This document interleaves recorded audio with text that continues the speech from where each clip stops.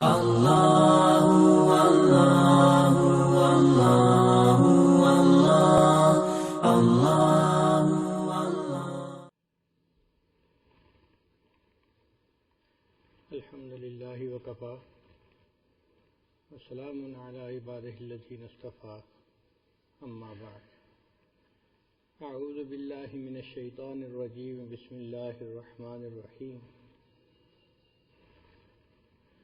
ولا تلقوا بأیدیکم الی التہلکہ، سبحان ربک رب العزۃ عما یصفون وسلام علی المرسلین والحمد للہ رب العالمین۔ اللہم صلی علی سیدنا محمد وعلی آل سیدنا محمد وبارک وسلم۔ آج کل کے سائنسی دور میں ایئرپورٹس کے اوپر دفتر بن چکے ہیں جن پہ لکھا ہوتا ہے رینٹ اے کار۔ چنانچہ ایک آدمی دوسرے شہر میں میٹنگ کے لیے جاتا ہے، ایئرپورٹ پہ اتر کے وہ وہاں سے کرائے پر ایک کار لے لیتا ہے، 1 دن کے لیے، 2 دن کے لیے، 3 دن کے لیے۔ پھر 2-3 دن وہاں رہتا ہے تو اس کے پاس ایک اچھی گاڑی موجود ہوتی ہے۔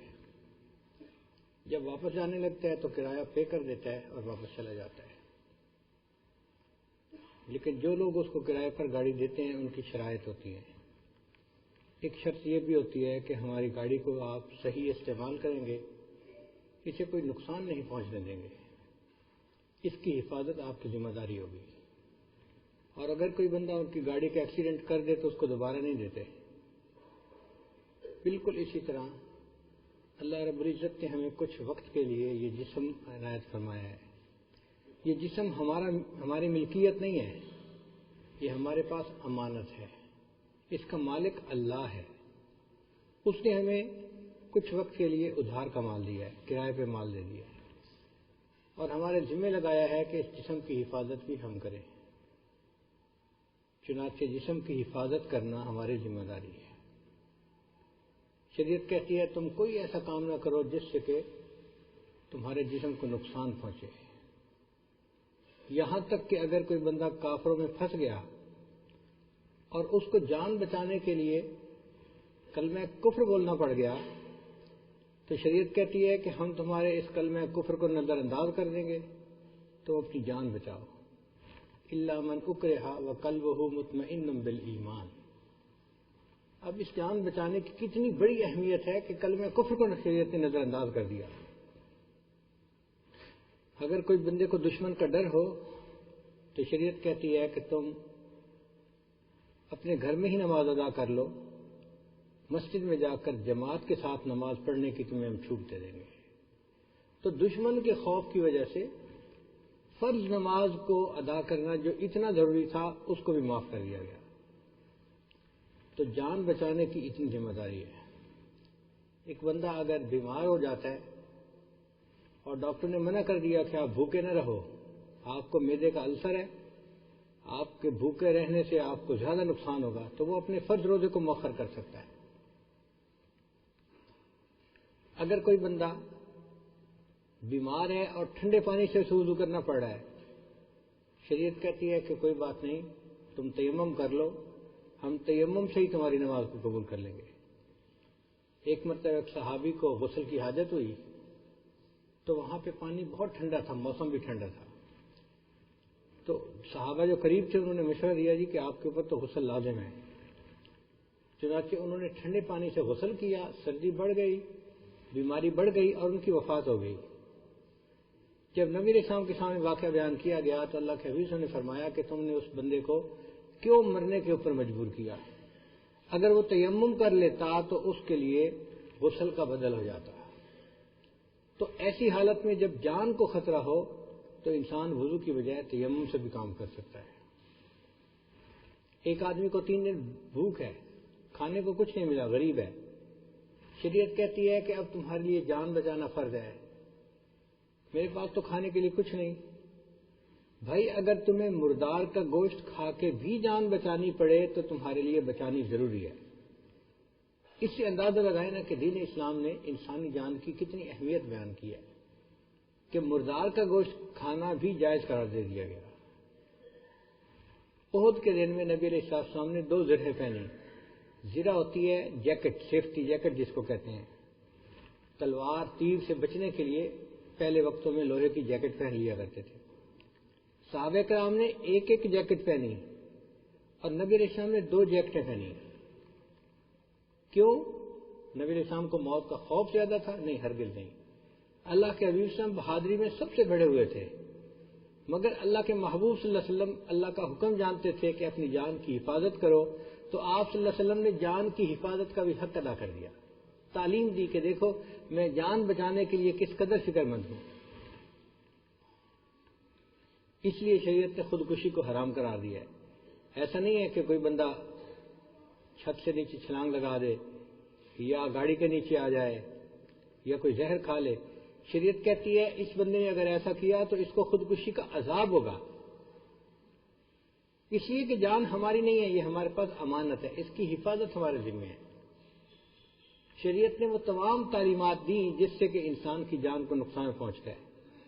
کھانا اگر بغیر ڈھکے پڑا ہو تو اس میں کوئی زہریلی چیز بھی جا سکتی ہے یا اس میں بیماری کا اثر بھی جا سکتا ہے. تو شریعت کہتی ہے کہ کھانا بچے تم فوراً اس کو ڈھانپ دو. پھر اگر تم نے کھانا کھانا ہے تو پہلے بھی ہاتھ دھو لو اور کھانے کے بعد بھی ہاتھ دھو لو. تو جی میرے ہاتھ تو بالکل صاف ہیں. آپ کو پتہ ہے نا کہ آپ کے ہاتھ صاف ہیں. حقیقت یہ ہے کہ آپ نے کئی ایسی چیزوں کو ہاتھ لگایا کہ جو خشک تھیں مگر تمہارے جسم کے اوپر چھوٹے چھوٹے جراثیم ٹرانسفر ہو گئے اور وہ خوردبین کے علاوہ نظر نہیں آتے. اب اگر ان ہاتھوں سے کھانا کھاؤ گے تو تمہاری بیماری بڑھ جائے گی. تو شریعت نے حکم دیا کہ تمہارے ہاتھ صاف بھی ہیں تو بھی کھانے سے پہلے ہاتھ کو دھونا ضروری ہے. اور جب تم کھانے سے پہلے ہاتھ کو دھو تو تولیہ استعمال نہ کرو. کیوں؟ ممکن ہے کہ تولیے کے ساتھ جراثیم لگے ہوں تو پھر ہاتھ کو لگ جائیں گے. ہاں، کھانا کھانے کے بعد جب ہاتھ دھو لیتے ہو پھر بے شک تولیہ استعمال کر لو، پھر کوئی حرج نہیں. نبی اسلام نے فرمایا جو بندہ کھانے کے بعد ہاتھ نہ دھوئے اور سو جائے اور اس کے ہاتھ پہ چکنائی لگی ہوئی ہو اور نیند کی حالت میں کوئی کیڑا اس کو کاٹ جائے تو پھر وہ گیلا نہ کرے، اس لیے کہ اس نے خود بے احتیاطی کی ہے. تو ایسی تمام سنتیں ہمیں اس بات کی تعلیم دیتی ہیں کہ ہم اپنی جان کی حفاظت کریں. شریعت نے کہا تم پانی پینے لگو تو برتن کے اندر سانس مت لو. کیوں؟ کہ منہ میں پتہ نہیں لاکھوں بیکٹیریا ہوتے ہیں جو اس سانس کے ذریعے سے اس پانی میں جا رہے ہوتے ہیں. تو ہو سکتا ہے کہ کوئی پانی اس بچے ہوئے پانی کو استعمال کرے کوئی دوسرا آدمی تو یہ جراثیم اس کو بھی لگ جائیں گے. اس لیے پینے کے برتن میں، پانی پینے کے برتن کے اندر سانس نہ لو. منہ سے برتن کو ہٹا کے سانس لو اور پھر دوبارہ پانی پی لو. اتنی چھوٹی چھوٹی باتوں کی تعلیم آج سے 1400 سال پہلے دی گئی جب دنیا سائنس کو نہیں جانتی تھی. مگر اللہ کے محبوب صلی اللہ علیہ وسلم تو جانتے تھے کہ انسان کے فائدے کی کیا چیز ہے اور کیا نہیں ہے. اس لیے شریعت نے کہا اگر کسی بندے کو اباسی آئے تو وہ اپنے منہ پہ ہاتھ رکھے یا کپڑا رکھے. ہو سکتا ہے کوئی مچھر مکھی قریب اڑ رہا ہو تو اباسی کے وقت ویکیوم ہوتا ہے تو منہ میں چلا جاتا ہے. کتنے لوگوں نے بیان کیا ایسا بھی پاسبل ہے. بعد میں پھر کراہت ہوتی ہے. اور ایسا بھی ہوتا ہے کہ اس کے اباسی لینے پہ دوسرے بندے کو کراہت ہوتی ہے. تو شریعت نے کہا کہ نہیں، تمہارے لیے اس میں بھی آداب ہیں. نبی صاحب نے ارشاد فرمایا کہ جب تم رات کو سونے لگو تو آگ کو بجھا دو. پہلے وقتوں میں چولہوں میں آگ جلتی تھی،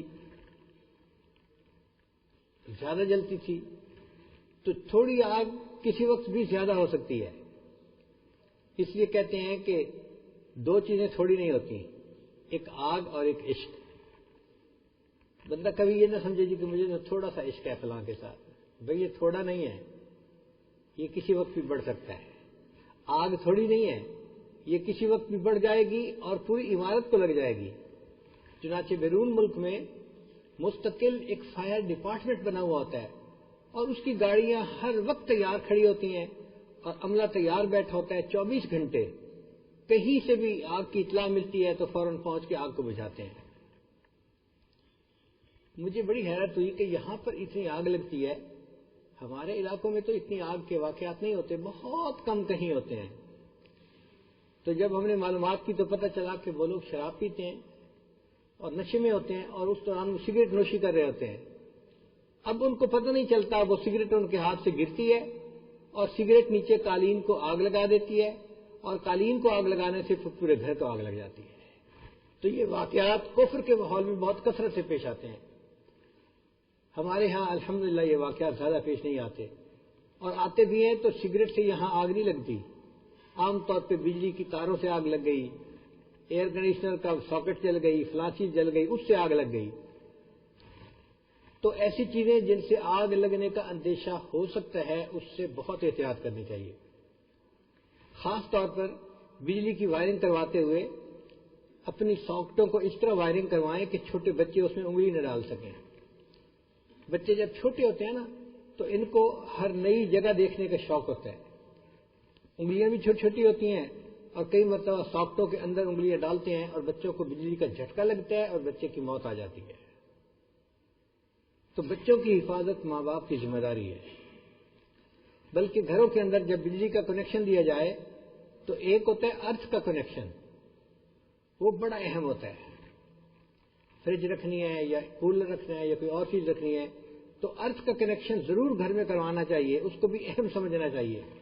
اس کا فائدہ یہ ہے کہ اگر کہیں شارٹ سرکٹ ہوتا ہے تو فوراً پیچھے سے بجلی کا سوئچ بند ہو جاتا ہے، بندے کو نقصان نہیں پہنچتا. انسانی جان کی حفاظت جس طرح بھی ممکن ہو اس کا کرنا ہمارے اوپر شرعی ذمہ داری ہے. نبی علیہ السلام نے ارشاد فرمایا تم میں سے اگر کوئی بندہ رات کو سونے لگے تو پہلے اپنے بستر کو جھاڑ لے اور پھر اس کے اوپر سوئے. وجہ کیا ہے؟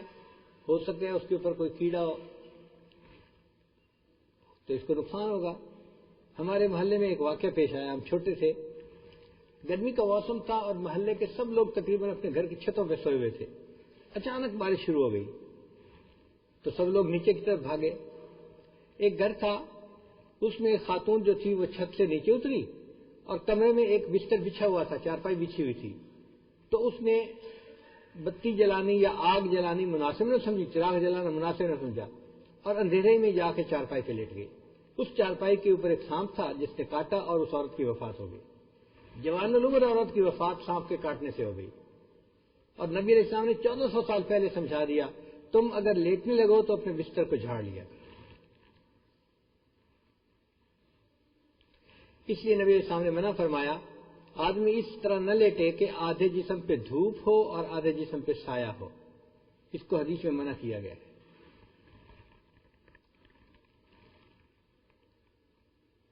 بعض لوگ بیٹھنے کی حالت میں یوں اپنی انگلیاں ہاتھوں کی ایک دوسرے کے اندر ڈال دیتے ہیں. شریعت نے اس کو مکروہ کہا ہے، اس پہ کراہت ہے. ایسے نہیں کر کے بیٹھنا چاہیے. کیوں؟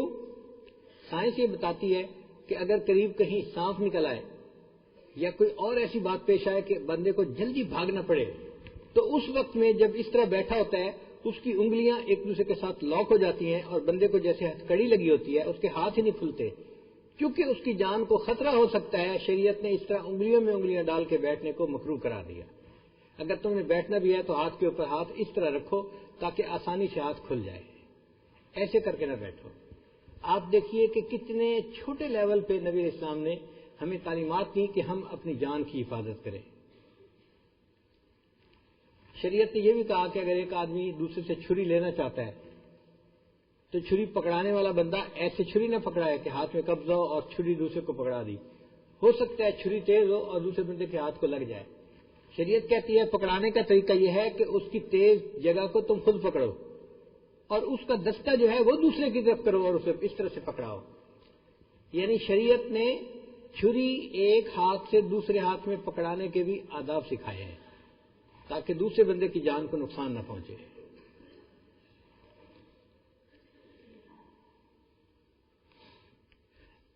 نبی اسلام نے فرمایا کہ تم حج عمرہ یا جہاد کے سفر کے بغیر سمندر کا سفر مت کرو. یعنی کوئی بہت عذر ہو تو سمندر کا سفر کرو، ویسے نہ کرو. کیوں؟ سمندری طوفان جب آتے ہیں تو بندے کی جان کو خطرہ ہوتا ہے. کشتیاں الٹ جاتی ہیں. پہلے زمانے میں تو کشتیاں ہی ہوتی تھیں تو انسان کو جان کا خطرہ ہوتا ہے. فرمایا کہ تم بغیر کسی وجہ کے اور عذر کے سفر نہ کرو. اپنی جان کو خطرے میں مت ڈالو. ایک نوجوان تھا، وہ پرندے کا شکار کر رہا تھا تو پتھر اس کو مار رہا تھا. تو نبی صاحب نے منع فرمایا کہ تم پتھر پھینک کے مت مارو، ہو سکتا ہے کہ یہ پرندے کو نہ لگے اور آگے کوئی بندہ ہو اور اس کے سر پہ جا کے لگے تو اس کو نقصان پہنچے گا.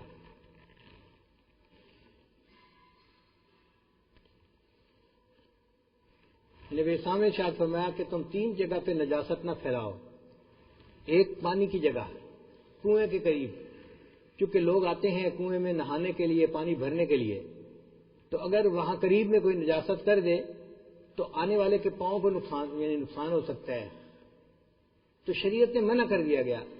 پانی کی جگہ پہ بھی نجاست نہیں پھیلا سکتے، راستے کے درمیان میں بھی نجاست نہیں پھیلا سکتے، اور اگر کوئی پھلدار درخت ہو تو اس کے نیچے بھی تم فارغ نہیں ہو سکتے اپنی حاجت سے.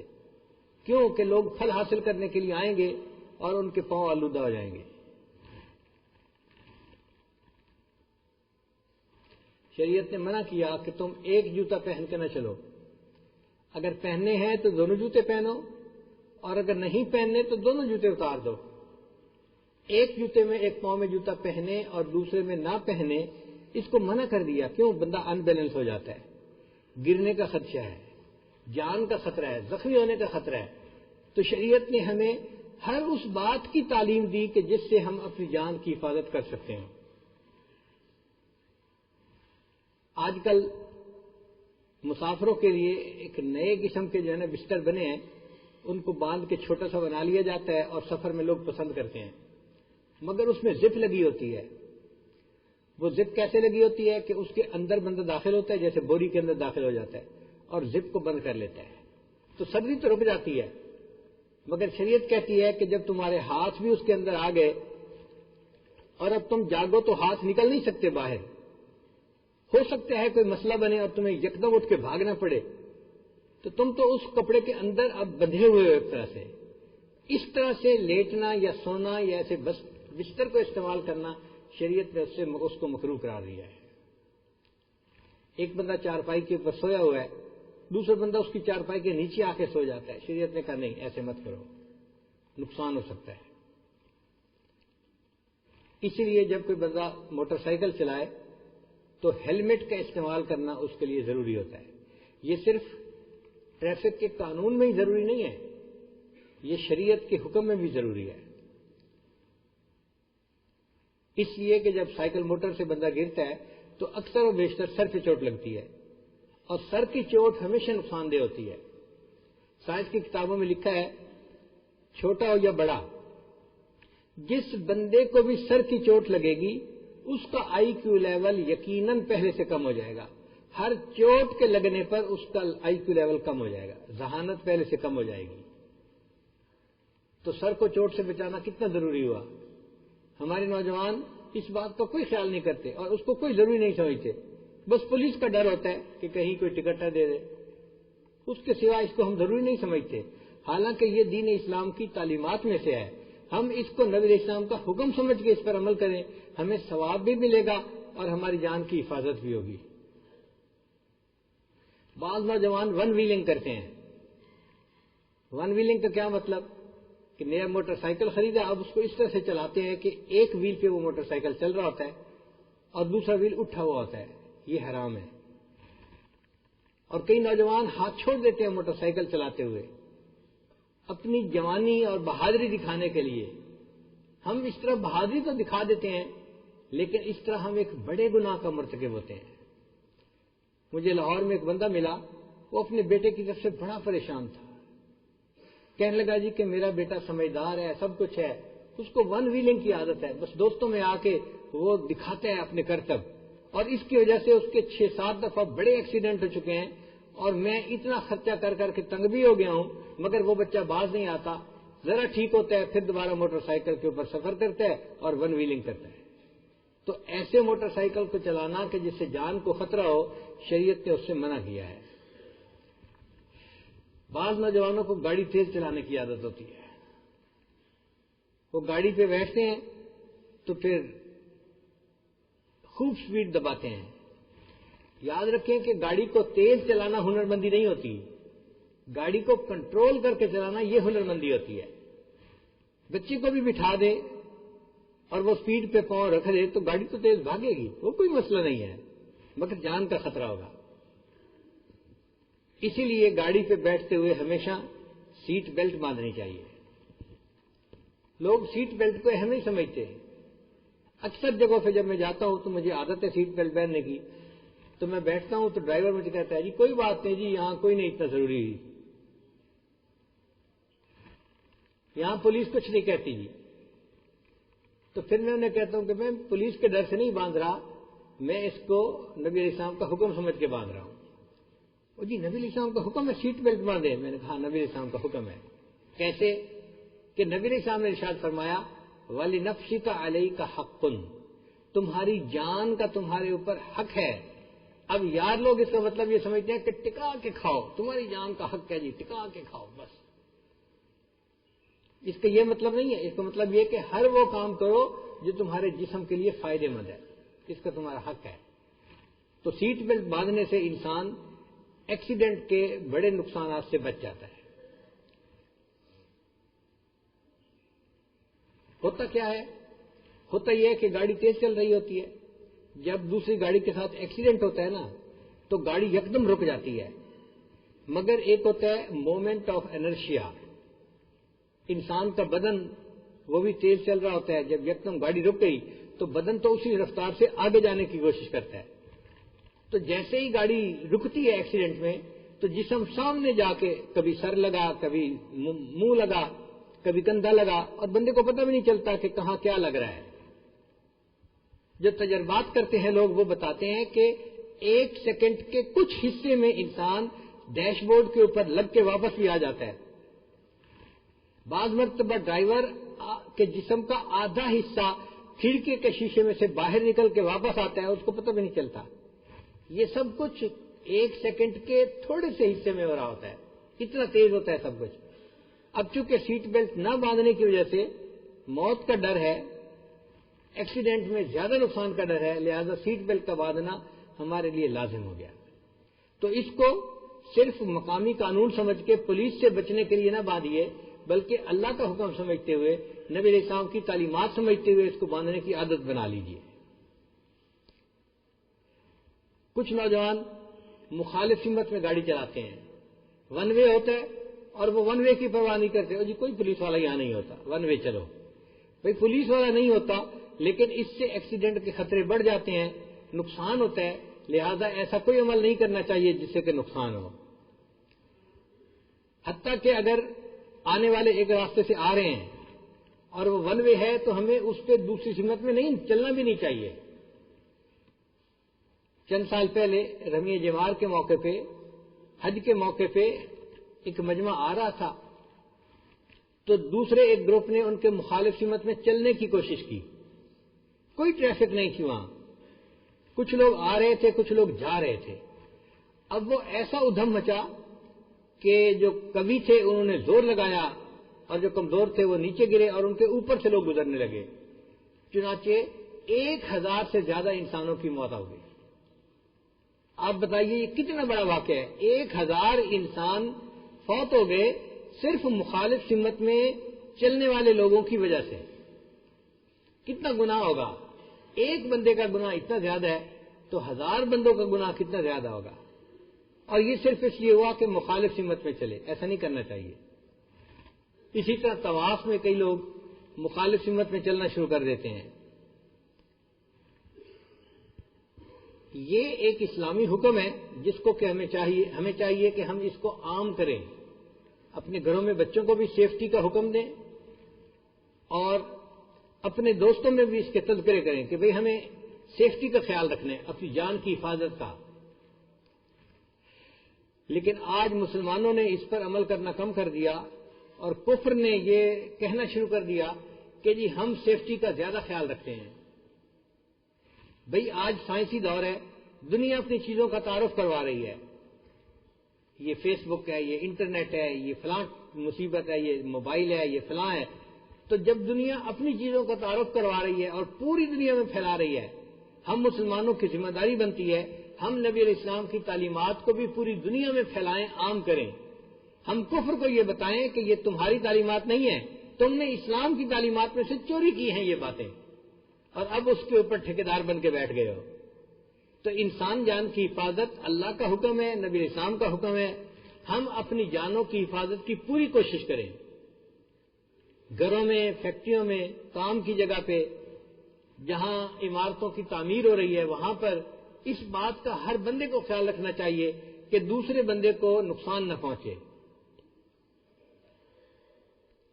ہاں، ہم اپنی جان کی حفاظت ڈرپوک ہونے کی وجہ سے نہیں کر رہے، اللہ کا حکم سمجھ کے کر رہے ہیں۔